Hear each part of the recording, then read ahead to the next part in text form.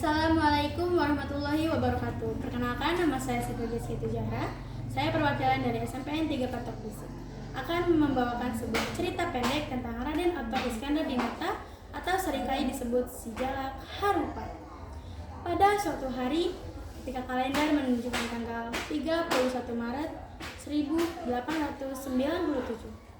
terdengar suara tangisan bayi dari rumah paling besar di desa Bojong Soang, Kabupaten Bandung. Tangisan itu adalah tangisan pertama dari putra ketiga Raden Haji Rahmat Adam dengan sang istri Nyi Raden Siti Hatijah. Kemudian bayi tersebut diberi nama Raden Otto Iskandar Dinata. Sebagai anak yang dilahirkan di kalangan keluarga Menak Sunda, Raden Otto dapat mempunyai keturunan yang bila ditarik ke atas akan sampai pada Raja Sunda yang histeris dan legendaris, yaitu Prabu Siliwangi dari Pajajaran. Sebagai anak yang dilahirkan di kalangan keluarga Menak Sunda, Raden Otto dapat hidup relatif lebih baik dan disekolahkan di HIS.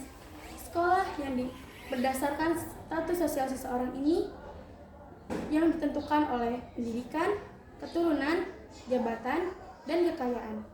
Jadi, hanya anak seorang bangsawan dengan jabatan tertentu yang dapat masuk di HIS.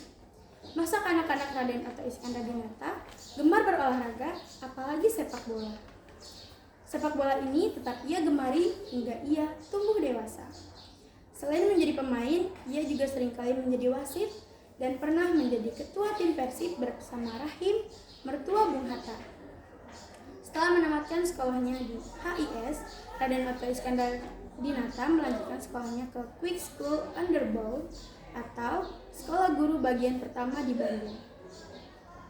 Sekolah ini mewajibkan murid-muridnya untuk tinggal di asrama dengan bertujuan memudahkan dan menggampangkan untuk guru-guru mengawasi murid-murid sekolah guru. Raden Otto Iskandar Dinata di asrama dianggap sebagai anak yang aktif.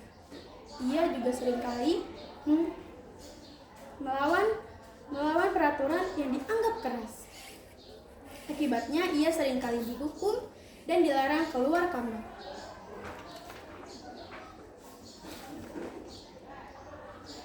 Setelah menamatkan sekolahnya di Quick School Underbowl, Raden Otto Iskandar Dinata melanjutkan sekolahnya ke Hogere Quick School, sekolah guru atas di Purworejo, Jawa Tengah. Di sini tampak pemuda Otto yang beranjak dewasa mulai gemar membaca buku dan surat kabar yang berbau-bau politik. Bacaannya pada saat itu tak lain adalah The Express asuhan Douws Dekker, yang isinya seringkali mengecam pemerintah Hindia Belanda. Akan karena isinya yang penuh kritik ini, murid sekolah guru dilarang membacanya. Tapi pemuda Otto menyembunyikan bacaan-bacaan tersebut di bawah bantal atau di bawah kasur. Dipinjamkannya pula bacaan-bacaan tersebut kepada teman-teman di asramanya. Walaupun berasal di kalangan keluarga atas, Raden Otto Iskandar Dinata bukanlah pemuda yang sombong. Kepandaiannya dalam bergaul membuat ia disukai dan digemari oleh teman-teman. Di samping itu, Raden Otto adalah pemuda yang berterus terang. Sikap terus terangnya ini kadang membuat orang marah. Hampir semua guru Belanda tidak menyukai murid-murid yang menonjol nasionalismenya seperti Raden Otto ini. Diceritakan pada suatu pagi ketika Raden Otto sengaja menyematkan dasi kuning di pakaiannya dan ditegur oleh guru. "Otto," ucap sang guru, "mengapa kamu memakai dasi? Saya saja tidak memakai dasi." Yang ditegur menjawab dengan keras, "Tuan guru tidak perlu memakai dasi karena tuan sudah tua. Kurang ajar kamu, ayo keluar." Otto dengan tenang mengikuti sang guru keluar kelas. Dugaannya benar, ia dianggap sebagai anak yang kurang ajar karena ia adalah anak bumi utara.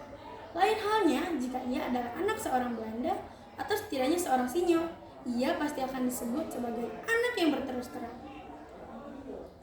Setelah menamatkan sekolahnya di sekolah guru, Raden Otto memulai pengabdiannya menjadi guru di HIS Banjarnegara. Profesinya sebagai guru agaknya menjadi cita-cita ia semenjak masuk di Quick School. Ia menjalankan tugasnya dengan penuh dedikasi.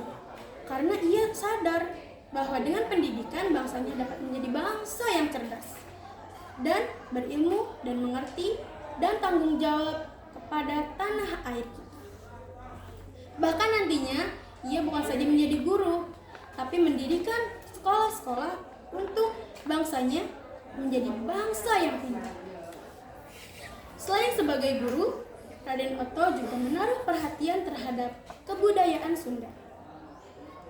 Tahun 1928, ia masuk paguyuban Pasundan, kemudian terpilih menjadi Ketua Umum Organisasi Kebudayaan dan juga mencangkup urusan pendidikan, sosial, politik, ekonomi, kepemudaan, dan pemberdayaan. Budi Utomo sendiri dibentuk di Batavia oleh murid-murid sekolah dokter di Jawa pada tahun 1908. Otto Iskandardinata adalah Wakil Ketua Budi Utomo Cabang Bandung sejak 1921 hingga 1924. Kemudian dialihkan menjadi Wakil Ketua Budi Utomo Cabang Pekalongan. Ia juga mewakili organisasinya itu sebagai anggota Gemerentan alias Dewan Kota Pekalongan.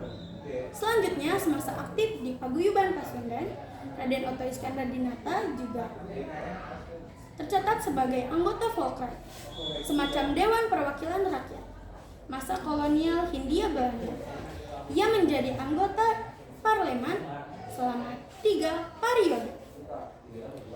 Ketika Indonesia berada di bawah